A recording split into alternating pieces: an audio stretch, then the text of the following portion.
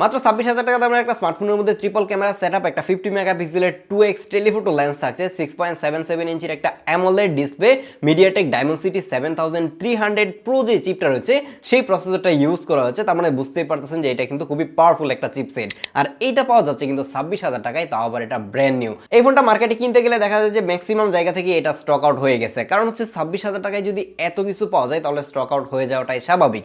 এই ফোনটার প্রাইস কিন্তু 6 মাস আগে আরো কম ছিল, মোটামুটি 22 থেকে 23,000 টাকায় পাওয়া যায়। মানুষজনের এত ডিমান্ডের কারণে এই ফোনের প্রাইসটাই কিন্তু ব্যবসায়ীরা বাড়ায় দিছে এবং সামনে হয়তো বা আরো বেড়ে যেতে পারে।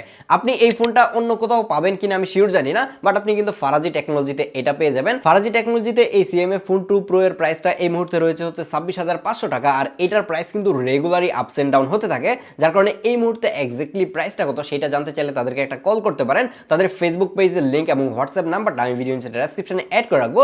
আর যদি আপনি এটা কিনতে চান তাহলে সরাসরি চলে যেতে পারেন যমুনা ফিউচার পার্কে থাকা ফারাজি টেকনোলজির আউটলেটে। তাদের ব্যাপারে সকল কিছু ডিটেল থাকছে ভিডিও নিচে ডেসক্রিপশন বক্সে। এই সিএমএ ফোন 2 প্রো এর নাম শুনে হয়তো মনে হইতেছে যে ভাই এইটা আবার কোন জিনিস, এটা কোত্থেকে আসলো? এইটা আসছে হচ্ছে নাথিং এর ঘর থেকে, আর নাথিং এর সাব ব্র্যান্ড হচ্ছে সিএমএফ এবং তাদের সেকেন্ড জেনারেশনের ফোন বলতে পারেন এই সিএমএফ ফোন 2 প্রো। এবং এইটা মার্কেটে আসার পর থেকেই মার্কেট মোটামুটি কাঁপাইতেছে এই ফোনটা, কারণ এটা যখন আসছে তখন এটার প্রাইস 22 থেকে 23,000 টাকায় পাওয়া যেত। মানুষজন এত পরিমাণে কিনতেছে যার কারণে এটার প্রাইসটাই কিন্তু আলটিমেটলি বেড়ে গেছে এবং মার্কেটে ঠিকঠাক খুঁজেই পাওয়া যেতেছে না। এটার ডিজাইনটা যদি দেখেন তাহলে দেখবেন যে অন্য 5-10টা ফোন থেকে কিন্তু একদমই ভিন্ন রকম একটা ডিজাইন, এবং এই ডিজাইনটাকে চাইলে আপনার ইচ্ছে মতো কাস্টমাইজ করতে পারবেন, কারণ এটার অনেকগুলো অ্যাক্সেসরিজ কিন্তু অফিসিয়ালি পাওয়া যায়। বাংলাদেশে যদিও আপনি পাবেন না, আপনি চাইলে কিন্তু বাহির থেকে অর্ডার করে আনতে পারবেন। বাংলাদেশে একটু ভালো করে খুঁজলে হয়তো বা কিছু অ্যাক্সেসরিজ আপনারা পেতেও পারেন। এই ফোনের ডিজাইন আমার কাছে পার্সোনালি অনেক বেশি ভালো লেগেছে। অন্যান্য ফোনগুলো দেখা যাচ্ছে যে ম্যাক্সিমাম টাইমে একটা থেকে আরেকটা কপি করে কিংবা ডিজাইনের অনেক বেশি সিমিলারিটিস থাকে, বাট নাথিং কিংবা সিএমএফ ফোনগুলো একদমই একটা ইউনিক ডিজাইন আমাদেরকে অফার করতেছে, যার কারণে আমার কাছে পার্সোনালি এই ধরনের ডিজাইন ভালো লাগে। এটা ডিজাইনটা সুন্দর হলেও এটার বিল্ড কোয়ালিটি আহামরি ভালো ছিল না, কারণ সম্পূর্ণ প্লাস্টিক বিল্ডের এই ফোনটা হাতে নিতেও খুব বেশি একটা প্রিমিয়াম লাগে না। আর যেই বাজেটে পাওয়া যাচ্ছে এবং যেই ধরনের স্পেসিফিকেশন অফার করতেছে এটার বিল্ড কোয়ালিটি এর থেকে ভালো আশা করাও যায় না। এটার বিল্ড কোয়ালিটি যেমন দিচ্ছে সেটা ঠিকঠাকই আছে, বাট এটা যদি হাত থেকে 2-4 বার পরে যায়, আপনি কোনো কাভার টাভার ইউজ না করেন, তাহলে ভেঙে যাওয়ার চান্স কিন্তু অনেক বেশি রয়েছে। যার কারণে এই ফোন যদি আপনি ইউজ করেন তাহলে একটা ভালো ব্যাক কাভার ইউজ করার ট্রাই করবেন। এই সময়ের ম্যাক্সিমাম স্মার্টফোনগুলোতে যে জায়গায় IP68 এবং IP69, IP69K এর ওয়াটার রেটিং থাকে, সেই জায়গায় হচ্ছে যে এটার মধ্যে IP54 এর ওয়াটার এন্ড ডাস্ট রেজিস্ট্যান্ট রয়েছে, যার কারণে এই ফোন যদি অ্যাক্সিডেন্টালি আপনার হাত থেকে একবার পানিতে পড়ে যায় তাহলে কিন্তু ভাই ফোন শেষ, কারণ হচ্ছে যে এটার মধ্যে কোনো প্রকার IP রেটিং নাই। হ্যাঁ, IP54 আছে যেটা আপনার একদমই মানে পানির ছিটা ফাটা থেকে রক্ষা করবে এরকম একটা অবস্থা, তারপরেও পানি ঢুকে যাওয়ার চান্স রয়েছে, যার কারণে এই ফোনটা পানি এবং ডাস্ট থেকে অনেক বেশি দূরে রাখার ট্রাই করবেন। ভাই নেগেটিভ কথা তো অনেক হলো, এই ফোনটা আপনি কেন কিনবেন সেটা নিয়ে এখন কথা বলা যাক। এর অন্যতম একটা কারণ হচ্ছে এটার ক্যামেরা, কারণ এই জায়গায় ট্রিপল ক্যামেরা সেটআপ থাকতেছে। এখনকার সময়ে 50,000 টাকা দিয়ে একটা ফোন কিনলেও সেটার মধ্যে 2টা ক্যামেরা থাকে, কিছু ক্ষেত্রে একটা মেইন ক্যামেরা থাকে, আলট্রা ওয়াইড লেন্সটাও ঠিকঠাক পাওয়া যায় না। সেই জায়গায় সিএমএফ এটার মধ্যে 3টা ক্যামেরা দিচ্ছে এবং 50 মেগাপিক্সেলের একটা 2x টেলিফোটো লেন্স দিয়েছে, যেটা দিয়ে ভাই অস্থির লেভেলের পোর্ট্রেট ছবি তোলা যায়। তার পাশে একটা 50 মেগাপিক্সেলের মেইন ক্যামেরা ইউজ করা হয়েছে এবং 8 মেগাপিক্সেলের একটা আলট্রা ওয়াইড ক্যামেরা। এর প্রত্যেকটা লেন্স দিয়ে আমি পিকচার তুলে দেখেছি যে পিকচারগুলো খুবই শার্প এবং ডিটেইল ছিল এবং এইটার ডাইনামিক রেঞ্জও কিন্তু ভালো ছিল। অনেকেই আছেন যারা ন্যাচারাল টাইপের পিকচার পছন্দ করে থাকেন, একটু কুল টোনের পিকচার পছন্দ করেন, তাদের জন্য এটা একটা আইডিয়াল চয়েস, কারণ এটা অনেক বেশি ওভার স্যাচুরেটেড কিংবা বুস্টেড কালার দেয় না, মোটামুটি ন্যাচারাল রাখা ট্রাই করে এবং অনেকেই এই ধরনের ন্যাচারাল পিকচারগুলাই পছন্দ করে। ন্যাচারাল পিকচার বলতে একদমই যে পিক্সেল লেভেলের যে ন্যাচারাল পিকচারটা সেইটা দেয় না, কালারটা কিছুটা বুস্ট করে, তারপরে একদমই ক্লোজ টু ন্যাচারাল রাখার ট্রাই করে এবং এইটাই আই থিঙ্ক ম্যাক্সিমাম মানুষজন পছন্দ করবে। তারপর আপনি চাইলে আপনার নিজের মতো করে কিছুটা কিন্তু কাস্টমাইজ করতে পারবেন এবং এটা ডাইনামিক রেঞ্জও কিন্তু অনেক ভালো ছিল, শ্যাডো এবং হাইলাইটটাকে ঠিকভাবেই কিন্তু এক্সপোজ করতে পারে। এই ফোনটা হাতে পাওয়ার পর থেকে যেটা নিয়ে আমি অনেক বেশি ইন্টারেস্টেড ছিলাম সেটা হচ্ছে এটাতে থাকা 50 মেগাপিক্সেলের 2x যে লেন্সটা রয়েছে সেটা, এবং সেটা দিয়ে যখন আপনি পোর্ট্রেট ফটোগ্রাফি করতে যাবেন তখন সেই জায়গায় বাই ডিফল্ট তো 2x থাকে, তার পাশাপাশি 3x এবং 4x পর্যন্ত ডিজিটালি জুম করা যায় এবং প্রত্যেকটা লেন্স দিয়ে যখন আমি পোর্ট্রেট ছবি তুলতেছিলাম খুবই শার্প এবং ডিটেল পিকচার কিন্তু ক্যাপচার করতে পারতেছে। যদিও কিনা ফেসটাকে কিছুটা স্মুথ করে এবং ব্রাইট করে, কিন্তু এজ ডিটেকশন কিংবা শার্পনেসে কোনো অবস্থাতে আমি কমতি দেখি নাই। যখন 4x এ যাওয়া যায় তখন ডিজিটাল জুমের কারণে ডিটেইলের কিছুটা ঘাটতি পাওয়া যায়, বাট 2x এবং 3x এ একদমই বেটার পিকচার কিন্তু সে ক্যাপচার করতে পারে। আর এটার এজ ডিটেক্টও ভাই অস্থির লেভেলের ছিল। 25,000 টাকা বাজেটের একটা ফোন থেকে এত ভালো পিকচার কোয়ালিটি পাবো আমি এর আগে কল্পনাও করি নাই, কারণ এই 25,000 টাকা বাজেটে ক্যামেরা ক্যামেরা সেন্ট্রিক ফোন যদি কেনার কথা মাথায় আসতো, সবার আগে মাথায় আসতো হচ্ছে ইউজড যে পিক্সেল ফোনগুলো রয়েছে সেগুলা। বাট এটা ইউজ করার পরে আমার ধারণাটা কিছুটা চেঞ্জ হলো যে নতুন ফোন হিসেবে যদি একটা ফোন আপনি কিনতে চান ক্যামেরার জন্য স্পেশালি, তাহলে এইটার বিকল্প এই মুহূর্তে মার্কেটে আর একটা নাই বললেই চলে। আর এর ফ্রন্টে থাকছে একটা 16 মেগাপিক্সেলের সেলফি ক্যামেরা, যেটা দিয়ে অনেক সুন্দর সুন্দর সেলফি কিন্তু তোলা যায়। সেম ভাবে এর মেইন লেন্সটার মতো এর সেলফি ক্যামেরাটা দিয়ে মোটামুটি ন্যাচারাল পিকচার কিন্তু ক্যাপচার করে। বাট ফ্রন্ট ক্যামেরাতে যে প্রবলেমটা পেলাম সেটা হচ্ছে যে একটু ওভার কন্ট্রাস্ট করে ফেলে,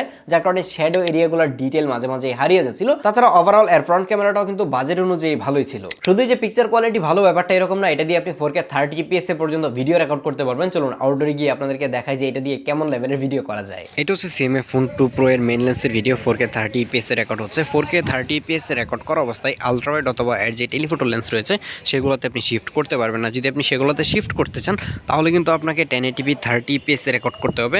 এবং 4K তে কেমন ভিডিও করা যায় সেটা আই থিঙ্ক বুঝতেই পারতেছেন, এবং ভিডিও স্টেবিলাইজেশনও কিন্তু মোটামুটি ভালোই ছিল। তো চলুন এখন 1080p 30 fps এ গিয়ে আপনাদেরকে এর জুম টেস্ট করে দেখায় এবং লেন্স সুইচ করে দেখায়। এখন রেকর্ড হচ্ছে 1080p 30 fps এ।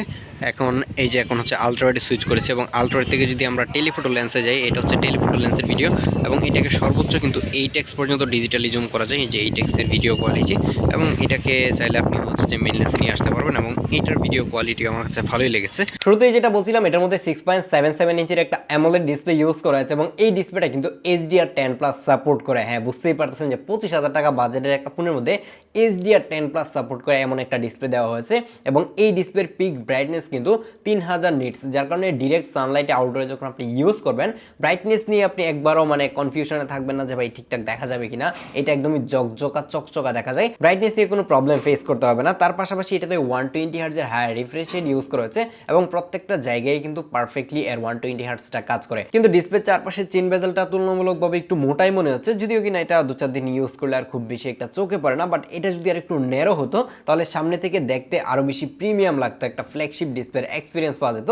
বাট এখন সামনে থেকে দেখলে একটু বাজেট ফোনের মতো মনে হয়। বাট ডিসপ্লের কোয়ালিটিতে কিন্তু কোনো অবস্থাতেই তারা কম্প্রোমাইজ করেনি। এতক্ষণে হয়তো মনে হচ্ছে যে এটার মধ্যে যেহেতু সবকিছুই ভালো, তাহলে এটার মধ্যে মনে হয় একটা পটেটো মার্কা প্রসেসর ইউজ করেছে। ব্যাপারটা একদমই এরকম না। এটার মধ্যে মিডিয়াটেক ডাইমেনসিটি 7300 যেই প্রো চিপটা রয়েছে সেইটাই ইউজ করা হয়েছে, এবং এটা একটা 4 ন্যানোমিটারের চিপ।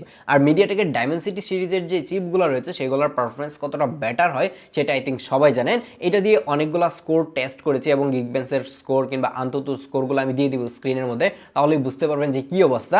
আর মিডিয়াটেকের প্রসেসরগুলো তুলনামূলকভাবে একটু ওভারহিট করে, যার কারণে এটা দিয়ে থার্মাল থ্রটলিং টেস্ট করে দেখেছি যে 15 মিনিটের টেস্টিং এর পরেও এটার পারফরমেন্স আহামরি ড্রপ করে নাই। অনেক স্ন্যাপড্রাগনের প্রসেসর দেখা যায় যে 15 মিনিট টেস্ট করতে গেলে দেখা যায় যে পারফরমেন্স অনেকটাই ড্রপ করে, তো সেই জায়গায় এইটার মধ্যে এরকম কোনো প্রবলেম পাই নাই। আর এটাকে ওরকম ভাবে ওভারহিট করতেও দেখি নাই। লং টাইম গেমিং করার পরেও কিন্তু পারফরমেন্সটা ভালোই স্টেবল ছিল। আর যদি আপনি রেগুলার ইউজ করেন লাইক ফেসবুক, ইউটিউব এই ধরনের অ্যাপগুলো ইউজ করেন, তাহলে তো একদমই বাটার স্মুথলি ইউজ করা যায়, একবারও আপনি এটাতে ল্যাগ হ্যাং দেখবেন না। বাট সফটওয়্যার রিলেটেড কিছু প্রবলেম পেলাম, মানে মাঝে মাঝে দেখা যাচ্ছিল যে ইউটিউব অ্যাপের মধ্যে একটু ল্যাগ করতেছে, মনে হচ্ছিল ডিসপ্লেটা 30 হার্টজে চলতেছে এরকম একটা অবস্থা, এবং এইটা আমি মাঝে মাঝে এই প্রবলেমটা পেয়েছি, এবং এটা ফেসবুকেও মাঝে মাঝে হয়। আশা করা যায় যে এইটা হয়তো বা নাথিং আপডেট দিয়ে এটাকে ফিক্সড করে ফেলবে। বাই দ্য ওয়ে, এটা কিন্তু out of the box Android 15 এ এসেছিল, এবং আমার হাতে যেটা রয়েছে এটা অ্যান্ড্রয়েড 16 এ আপডেট দেওয়া হয়ে গেছে, এবং আরেক বছর হচ্ছে যে সফটওয়্যার আপডেট পাবেন, মানে মেজর সফটওয়্যার আপডেট এটার মধ্যে 3 বছরের দেওয়ার কথা। তার মানে অ্যান্ড্রয়েড 17 পর্যন্ত কিন্তু আপনি সফটওয়্যার আপডেটও পাবেন। আর নাথিং এর ইউআই নিয়ে নতুন করে বলার কিছু নাই, এটা একদমই ক্লিন একটা ইউআই, অলমোস্ট স্টক অ্যান্ড্রয়েডের একটা ইউআই বলতে পারেন, যে সেটাকে তারা কিছুটা কাস্টমাইজ করে ছেড়ে দিয়েছে, এবং এই কাস্টমাইজেশনটা আমার কাছে মনে হয়েছে যে অনেক বেশি ইউজফুল ছিল, এবং অ্যান্ড্রয়েড 17 এর মধ্যে হয়তো বা এরকম কিছুই আমরা দেখতে যাচ্ছি যেটা অলরেডি নাথিং করে ফেলছে। আর এটার মধ্যে 5000 mAh এর ব্যাটারি ইউজ করা হয়েছে, এবং এই ব্যাটারি দিয়ে আপনি অনায়াসেই কিন্তু 7 ঘন্টার মতো স্ক্রিন অন টাইম পেয়ে যাবেন। 5000 mAh শুনে এই সময় এসে কম মনে হচ্ছে, বাট যারা সিলিকন কার্বন 7000 কিংবা 8000 mAh দিচ্ছে সেইগুলোর সাথে কিন্তু যেই লিথিয়াম আয়নের 5000 mAh সেগুলো ভালোভাবে কম্পিট করতে পারে, এবং দেখা যাচ্ছে যে 2-3 হাজার mAh বেড়ে গিয়েও স্ক্রিন অন টাইম আধা ঘন্টা কিংবা 1 ঘন্টা বাড়তেছে। তো সেই দৌড়ে কিন্তু অনেকটাই পিছিয়ে আছে এখনো সিলিকন কার্বন, যার কারণে হয়তো বা ফ্ল্যাগশিপ যে ফোনগুলো রয়েছে আইফোন কিংবা স্যামসাং এর এস সিরিজ সেগুলোর মধ্যে কিন্তু এখনো তারা সেই 5000 mAh এর লিথিয়াম আয়ন যে ব্যাটারিগুলো রয়েছে সেইগুলো ইউজ করে থাকে।